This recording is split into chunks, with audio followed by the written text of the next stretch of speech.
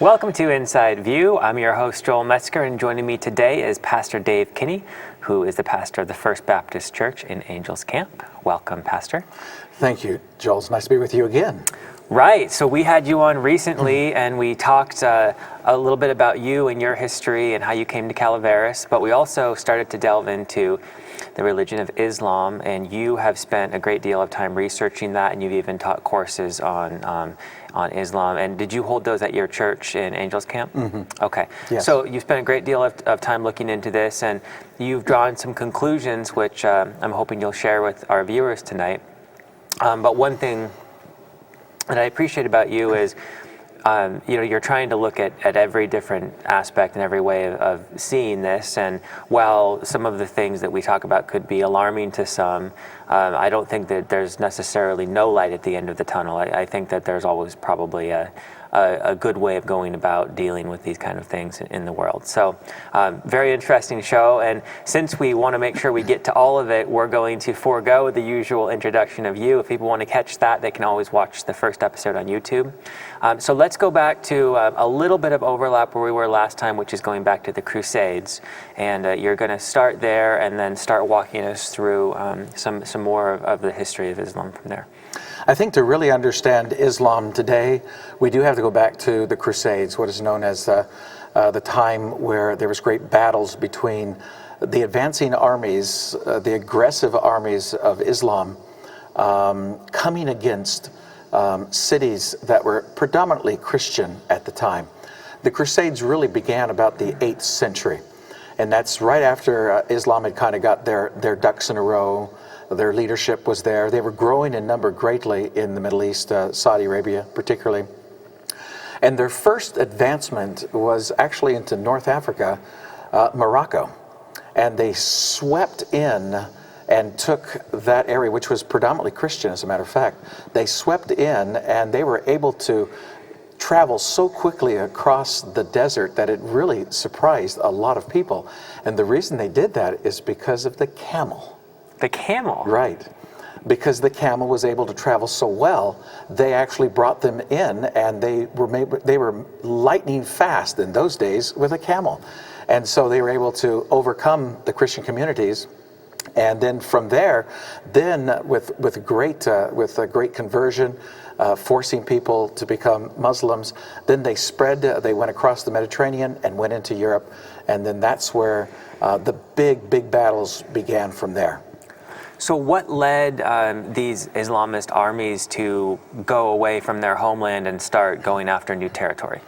I believe it's the words directly connected with Muhammad, where he said that you must take the lands and turn it into an Islamic state or an Islamic government or what is known as caliphate. And so they took those words. Once they got themselves situated, after the internal fighting about who had control and who was going to be the successor of Islam, they took those words very seriously because they were following exactly what Muhammad had done. And just for those who missed the last episode, Muhammad is the originator of Islam, who received the Quranic verses and the so-called religion, set up the religion of Islam as we know today. People are called Muslims. Okay, so these armies have swept across into North Africa. Now, between Saudi Arabia and North Africa, you have quite a bit of other territory, including the Egypt area and so on and so forth. Did they just go right through there? Had they already taken that? How did that work? They certainly did. Egypt was a very easy take. It was Morocco that was the larger city at the time. And so they took that city, they took all that region, North Africa then, and then from there, they then just went right across the Mediterranean. And remember, Christianity had already spread into Europe, Spain, France, England, and Germany, as we know them today. And they already had set up their cities, their religion and everything of that sort as Christianity. And these massive armies, Muslim armies, had just barreled in, and to the surprise of many of the Christian communities, and they aggressively took over most of these cities, forcing Christians to become Muslims or they die. It was a very sad time. Was there also the option of paying some sort of heavy tax if you didn't want to convert? There was very heavy taxes. They even still do today. Did most of the Christians then flee, or did they end up converting, or what would the historical records say? It looks like the majority of them did convert. And as they converted, this is how Islam became so powerful, because the great inventions of the Christians of the 7th and 8th and 9th and 10th century, 11th century, they converted to Islam. And so Islam began to say that, look what we have done. Okay. The great arts and things of that sort. But these were not Muslims, actually. These were just Christians who had converted under the sword. So how far did the advancement end up going? All the way to England. All the way to England? Absolutely. And how did the tide begin to turn, and how did the Crusaders get together, and what led to that? Well, then the Crusades were for hundreds of years, and I think there were a total of 13 major Crusades. Now, Christians were at fault in some of these. I will admit that, but I will say with great study in this that the Muslims were the aggressors, and they took city after city and people after people, and they just kept on doing this year after year until finally they began to take some defeats. The Muslims did, and so that emboldened the Christians, and there were widespread sicknesses that started to spread through Islam and the population, and it seemed to give them the Christians a big heads up on how to defeat them. And so they struggled for quite a few years after the death of a lot of Muslims because of the disease. And these were just diseases they hadn't been exposed to Exactly. prior? So Exactly. Similar to when America was discovered, even though it was already populated by Columbus and others, and the disease wiped out many of the Native Americans. Exactly right. Okay. And then how did the Crusades end? How far did that pushback eventually go? Muslims continue to take city after city. For example, what's known as Istanbul today was Constantinople in that day, and that was their headquarters. And I've been there before to see the huge fortresses that they were able to amass there. And it seems as if, as they began to die out, the Christians got stronger and they began to take over those lands again. And it got to the point where a lot of the Muslims had to retreat, and a lot of them did then either die or they did go back to the Middle East, and that kind of set up what would be known as the Renaissance, known as the Great Reformation, where Christianity really grew fast and was inflamed with the Spirit of God. And that seemed to make a huge impact in stopping the spread of Islam. So if this disease hadn't happened, and if the Crusades hadn't happened, hypothetically, could our world look very different right now? Probably. Absolutely. Good question. Okay. So what's the next step in the story of Islam? Well, as you may recognize, that we're seeing a huge growth of Islam today. As I mentioned last time, about 2 billion Muslims on the planet. There are about 2 billion Christians on the planet. And so two great religions that are fighting out their ideology, if you will. And we're seeing this now in what is called ISIL, or ISIS, what is called Islamic State. And I think that seems to be what they like to be called now. And we're seeing the growth of them now taking over a large portion of the Middle East now. Right, and just to give some background on ISIS, this is kind of a group that broke off from Al-Qaeda at one point in Syria, and it kind of started in Syria, but then eventually got over into Iraq as well, which we had occupied for quite some time in the Iraq War, and has kind of just grown from there and recruited many followers. And what would you say their main goals are, to your understanding? Yeah. Their main goals are exactly what Muhammad was doing, and that was to overtake cities and to make it what is known today as a caliphate. That is a Muslim government, rule of law with Sharia law as its driving force within the country. From the fact that the United States pulled out from the Middle East very quickly over the last several years, it seems to have created a major vacuum. And then they have taken advantage of that greatly, because they've been very powerful and they've been able to overrun the Iraqi army. They've been able to cause tremendous havoc in Syria. And if they are not stopped, by the way, they will work their way into a very peaceful Muslim government, Jordan. Now, the Iraqi army was trained by the United States, and we spent billions of dollars on doing this training. And when the Islamic State was advancing on some of these towns like Mosul and others, they were outnumbered 10, 20, 30 to 1, and they didn't have the same equipment. You know, if you looked at it on paper, there's no way they ever would have won this battle. And yet it turned out that the people who we trained in Iraq, this army, basically just fled in advance or laid down their weapons or joined, whatever it took. I just find that that is very fascinating. I see that as a very great failure of the U.S. and our efforts to train an army that could actually defend its territory. What is it about ISIS that strikes so much fear into the hearts of the military that we trained over there? I think the greatest fear that is brought on them is their persuasion with the Quran, their persuasion with setting up a Islamic rule. And that seems to play very well with other Muslims, the Iraqis particularly, because they seem to believe, and a lot of these military have converted, have just given in to them and not even fought. It's amazing what's taken place in the last year with these military leaders and all the equipment. And so now they're very powerful. ISIS is very powerful. One thing I think is important to note is the difference between Sunni and Shia and let's just use Iraq as an example, but this goes beyond those boundaries. What are the differences between those two type of Muslims? Actually, they're the same. They are Sunni. Iraq is mostly, well, maybe about 50% Sunni, and then the rest is Shiite. Iran is Shiite, and the two do not get along. As you might remember, a big war that took place back in the 80s between the two countries. It never really was one, but they don't get along. But ISIS is Sunni, and they have had great power to influence a lot of the military to come their way. It's very dangerous.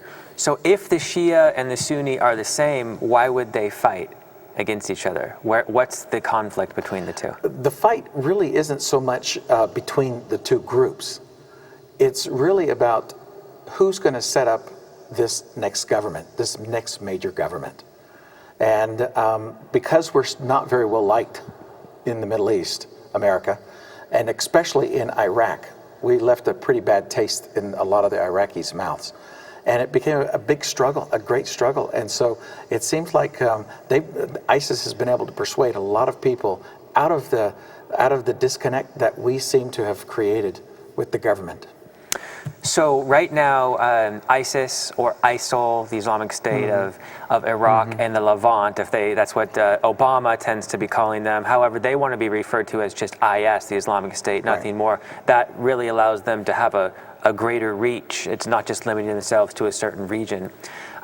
They are right on the borders of Baghdad at this point, and it seems as though they're trying to make incursions. However, Baghdad is a Shiite city. Correct. And every analyst that I've heard discuss this says there's really no way Baghdad is going to fall, because the residents of that city will be willing to do whatever it takes to keep ISIS out. However, most of the territory that has been taken by ISIS is Sunni, and ISIS is Sunni. And so while they probably don't agree with everything that ISIS is touting and telling, it's a little easier for ISIS to come in and occupy these areas when they are both Sunnis. Do you think that holds any water in terms of how they've spread so fast? Do you think that the Sunni-Shia borders kind of line up with where ISIS has been successful or not been successful? I think it does play into it, absolutely. But again, you've got to realize that I really believe that Baghdad will fall. And more people are seeming to come to that understanding. They came within 8 miles of the airport just over the past weekend, and if it wasn't for our helicopters bombing them out of there, they'll be back. They will be back. So your prediction is that Baghdad is going to fall to ISIS? I believe so. Okay, now the U.S. involvement at this point, we have limited involvement, no actual boots on the ground, but we are bombing them. Do you think this is because the U.S. fears that this ISIS group may take over the whole Middle East and maybe eventually go even bigger than that, or do you think that there are other reasons involved? No, I think you're right on. I think the United States government is very concerned about how far they're going to spread. Remember, Israel is only 450 miles away from Baghdad. And why is that significant? Because if you look at Islamic history, and if you look at their writings, you find that there has always been a hate for the Jew. And when we come to the last days of Islam, their first takeout will be the Jews, all of Israel. Now, in the very beginning, on the last show, did you tell us that there was a little bit more tolerance of Christians and Jews, and then that changed once Muhammad moved from a city out to a more rural area? Is that so? There was a very short time when maybe there was a little more tolerance, and then it kind of changed. Would you say? About 12 years in Mecca, which were the peaceful years, where the peace verses were unleashed, and it was, he favored the Jews, and he gave them great liberty, and Christians too. But then when he moved to Medina, and it was the war verses, and those war verses, as I talked about last time, cancel out the peace verses in the first portion of his ministry. And so now ISIL, Islamic State, is driven by the verses, the latter verses that are sporadic throughout the Quran today. Have you noticed the black flag? Yes, it seems to be kind of almost crudely drawn, but the black is very striking at the same time. Is there any significance to the flag? Huge, because that flag represents Muhammad. Because every time that Muhammad took a city, remember I said last time, Muhammad was in 53 battles. Every time he took a city, he always flew the black flag. Did he? He did. Now, there's some white on the black. Is there any significance to that? Is that just writing? Is that some sort of message? Part of it is a Quranic verse, but it also is just what they are, Islamic State. Now, one thing people should be aware of is there was what's called an iconoclast, which means you may not depict Muhammad or really anything else. You can write or you can make beautiful kind of artistic things with tile and mosaics and things, but you can't actually make pictures of these holy things. Can you go into why that change happened and is that ongoing to this day? It seems as though when some cartoonist draws Muhammad, there's global outrage over that. Yeah. Well, he's greatly respected by 2 billion Muslims around the world, and to make any painting or any picture of Muhammad is considered idolatry, and so that's a major problem, and so you just don't do that. What would that be punishable by under Sharia law? Death. Death. Without a doubt. Okay, so we have the Islamic State, which, if it had its way, it seems as though would kind of take over the world, and everyone would become Muslims, and eventually maybe the 12th. Did you say the 12th Imam? Have we discussed that? We yet? have not. Okay, so what is kind of the, or shall we save this until the very end of the interview? That'd be fine. So I guess my curiosity about ISIS is, yes, they're very scary. Yes, they're very brutal, as evidenced by the beheadings of some U.S. and British journalists, and I imagine we probably have more of those to come. Right. We have a very visceral reaction to this kind of brutality. It seems as though they're just completely inhumane. And yet, if you really look at ISIS and you look at their military capabilities and their numbers, and you compare it even to the U.S., which is the most powerful military in the world, if we truly did want to, we could wipe ISIS off the face of the earth with relative ease. The reason why we're not doing that is because it's not in our country, it's over there, and there are a lot of different political snares we could find ourselves in if we actually went in and wiped these people out. They aren't really posing a direct threat to the U.S. at this point. They are posing a threat to our interests, as President Obama has said. why would we even be concerned about this small group that has big claims but really has very little to back anything up with, and who we could squash like a bug if we really did want to? I think the greatest scare for our politicians today is the fact that they're going to come over here, just like Al-Qaeda did, and the whole issue with 9/11. I have an idea that our government knows of many plots that have already been uncovered by our intelligence, and this is their main drive, is to literally bring great scare and fear into people's lives, as we saw 10 years ago. It's a real serious problem. So again, even with the success that Al-Qaeda had with the World Trade Centers, their biggest success was the fear. It wasn't actually loss of American lives or anything like that, but it was monetary. Absolutely. But it was changing how we live our lives. It was causing us to be afraid to fly, to constantly be afraid of terrorist threats and things like that. But again, there really isn't any threat to our existence as a nation. It's just simply some change in how we live our lives. So is there a bigger threat that I'm missing from any terrorist group that I've ever seen at this point? No, I think what we're seeing today is the same as every other terrorist group.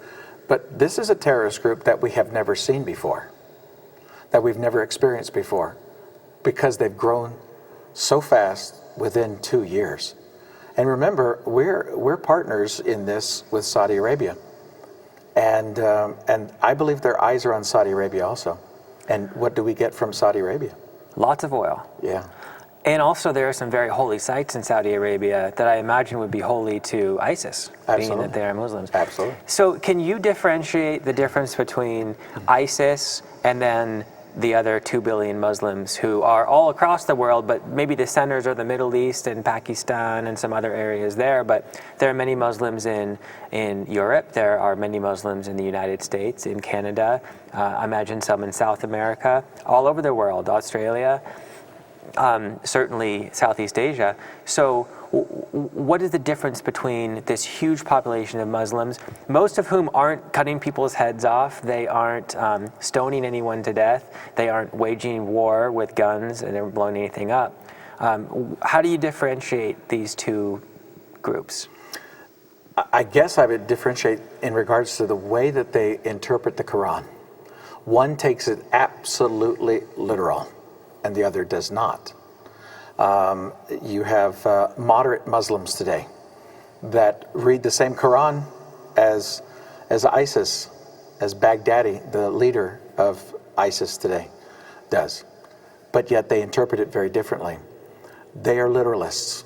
And I think that's how the Quran has to be understood, as a literal writing from Allah to Muhammad to the people.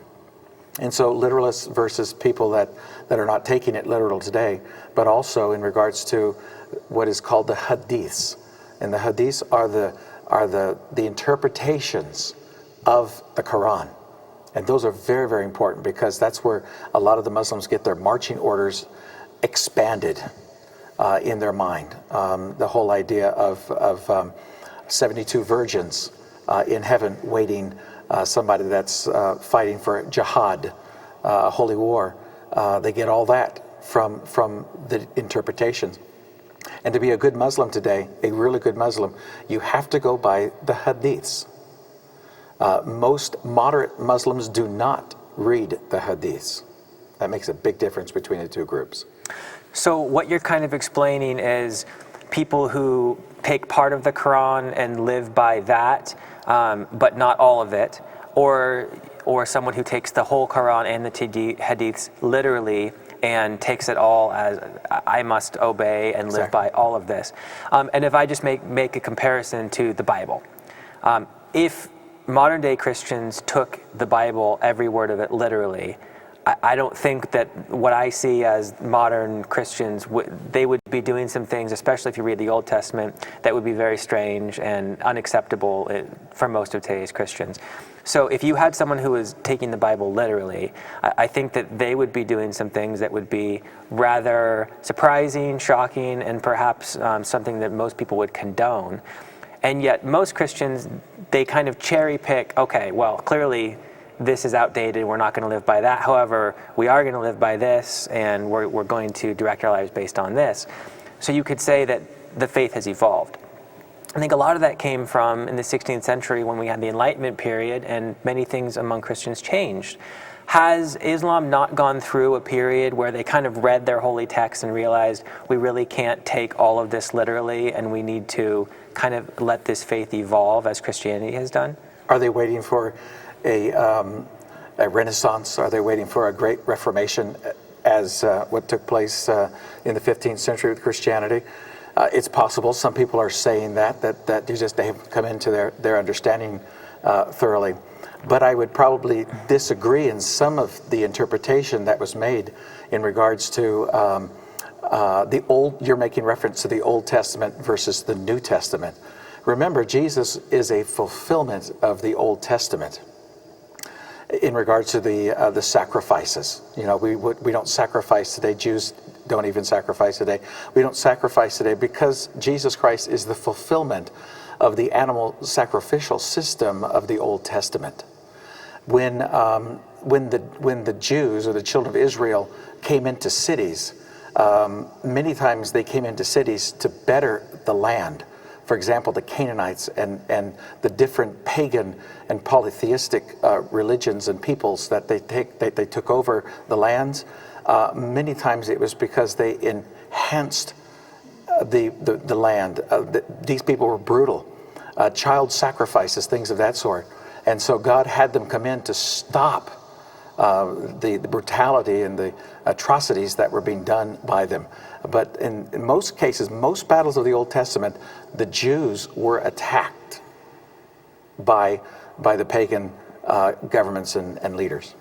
So in the last minute that we have, what do you see the future of Islam and Christianity and the world being?